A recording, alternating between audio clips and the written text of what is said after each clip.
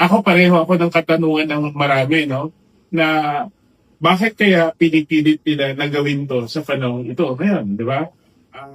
Alam naman natin kung ano at saan nakatuon ang atensyon ng taong bayan at ngayon kailangan nilang buksan ulit kung saan ayaw naman nilang pirmahan yung partial report na tinapos ni Senator Lacson. Kung pananagutan ng usapan, bakit si VP Sara lang? Kung accountability ang hanap, bakit parang iisang tao lang ang gustong pag-usapan? Bakit kapag usapang korupsyon, agad na impeachment ni Vice President Sara Duterte ang inuuna ng ilan? Bakit tila ayaw pag-usapan ng MOOE, ang General Appropriations Act o GAA, at lalong-lalo na ang mga kontrobersyang bumabalot sa bilyon-bilyong piso ng flood control projects? Dahil kung susuriin, magkaibang usapin ng confidential funds at flood control funds. Kapag pumalpak ang flood control projects, ang direktang naaapektuhan ay buhay ng mga Pilipino. Bawat pagbaha, bawat komunidad na nalulubog sa tubig, bawat pamilyang nawawala ng tahanan at bawat nasasawi tuwing kalamidad ay posibleng konektado sa tanong kung saan napunta ang pondong inilaan para sa proteksyon laban sa baha. Kapag confidential funds naman ang pinag-uusapan, iba ang argumento ng mga tagapagtanggol nito. Ayon sa kanila, ang pangunahing layunin nito ay intelligence gathering, counterinsurgency operations, at iba pang sensitibong operasyon laban sa kriminalidad at terorismo. Kaya para sa marami, hindi dapat isa lang ang sukatan ng pananagutan. Ngunit para kay Team of Party List Representative Jude Asidre, tila mas mahalagang pagtuunan ng Senado ang impeachment trial ni Vice President Sara Duterte kaysa ang pagpapatuloy ng flood control investigation. Sa isang panayam, nakiusap si Asidre sa mga senador na ituon ang kanilang oras at enerhiya sa impeachment proceedings. Ayon sa kanya, mas mabuting hayaan na lamang ang Office of the Ombudsman na ipagpatuloy ang investigasyon sa umano'y anomalya sa flood control projects. To be honest, I would rather that the Ombudsman be allowed to continue with this investigation. The proper forum for this point, after all the investigations have been made, now belongs to the courts. Ani Asidre.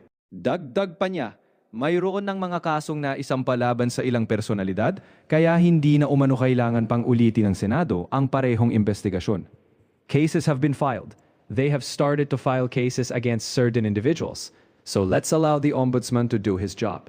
At mas malinaw pa ang kanyang panawagan, I would rather that they focus their energies on the role as senator judges. Because only the Senate has the power to either acquit or convict the Vice President in an impeachment trial.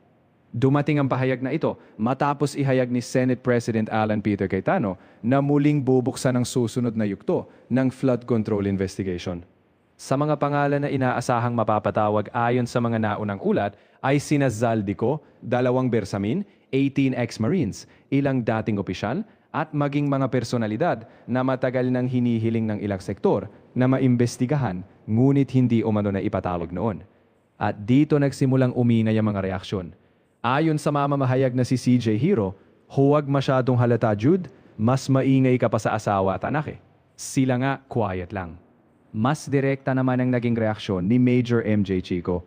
Sudden, matagal lang tinatanong ng taong bayan bakit ayaw tumbukin ng Senate Blue Ribbon Committee ang masterminds ng massive flood control corruption in the government.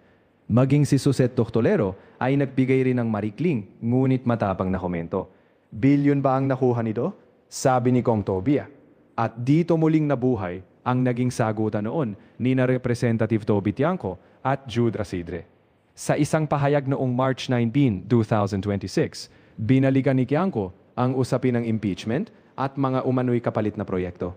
Ayon kay Tiangco, mayroon umanong mga kongresista na nagsabing napilitang pumirma sa impeachment complaint dahil sa usapin ng AICS, akapatupad.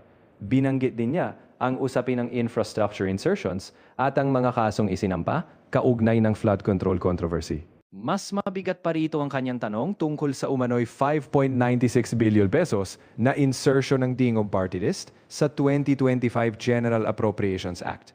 At ayon kay Tiangco, may ilan umanong nagtatago sa likod ng impeachment issue upang makaiwas sa mas malalim na pagsusuri ng kanilang sariling pananagutan. Samantala, may sariling hamon naman si Keefe Chu. My request to the Senate Blue Ribbon Committee, since Jude Asidre is questioning you, pakiuna ang mga projects ng Dingog. Ngunit hindi doon nagtapos ang usapin. Kasunod nito ay ang panibagong kontrobersiya hinggil sa planong pagbuo ng Blue Ribbon Subcommittee. Kinwestiyon ni Senate Minority Leader Tito Soto ang legalidad ng naturang hakbang. Ayon kay Soto, paano mag-create ng subcom na hindi sa plenary ginawa? Not legal. Para kay Soto, may proseso umanong dapat sundin bago makabuo ng ganitong subcommittee. Ngunit agad itong sinalungat ng ilang legal observers at dating mambabatas. Ayon kay CJ Hero, mali umano ang interpretasyon ni Soto. Ipinaliwanag niya na malinaw sa Section 20 ng Senate Rules of Procedure governing inquiries in aid of legislation na may kapangyarihan ng chairman ng isang committee na lumikha ng subcommittees kung kinakailangan. Hindi umano kailangan ng hiwalay na plenary vote para rito. Mas lalo pang pinatibay ang argumentong ito ni dating House Appropriations Chairman Isidro Ungab. Ayon kay Ungab, malinaw ang nakasaad sa Section 18 ng Rules of the Senate na ang chairman ng isang permanent committee ay maaaring lumikha ng mga subcommittee na kinakailangan para sa trabaho ng komite. Dagdag pa niya, ang Blue Ribbon leadership ay naihalal na noong May 25. Ibig sabihin, tapos na ang bahagi ng plenary approval. Ang susunod na hakbang ay nasa kapangyarihan na ng committee chair. Mas direkta pa ang kanyang paliwanag. Ayon kay Ungab, ang subcommittee ay maaaring magsagawa ng pagdinig, magpatawag ng resource persons, at maglabas ng sabbina.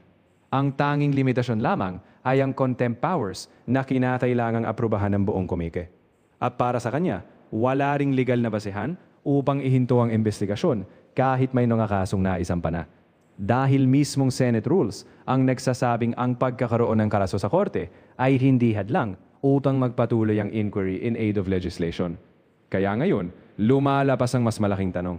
Kung malinaw naman ang mga provision ito sa Senate rules, kung may mga naunang subcommittee na ring nabuo at nagsagawa ng pagdinig ng walang plenary vote, kung may mga opisyal na nagsasabing legal ang hakbang, ano nga ba talaga ang problema?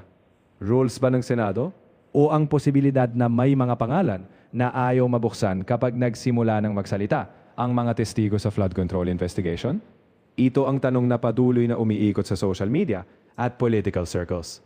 Dahil habang may mga nananawagang unahin ang impeachment trial, mayroon ding mga Pilipinong nagtatanong kung bakit tila may mga nagmamadaling ilihis ang usapan mula sa bilyon-bilyong pisong flood control projects. At habang papalapit ang susunod na pagdinig, tila naghahanda na rin ang magkabilang panig sa panibagong sagupaan. Sa Senado, kung pagpapatayan ng naging pahayag ni Senator Ping Lacson, handa umanong muling mag-walkout ang minority bloc. Minority prepared to stage another walkout? At kung mangyari man iyon, lalo lamang lalaki ang taning ng publiko. Kung walang dapat itago, bakit kailangan pigilan ng investigasyon?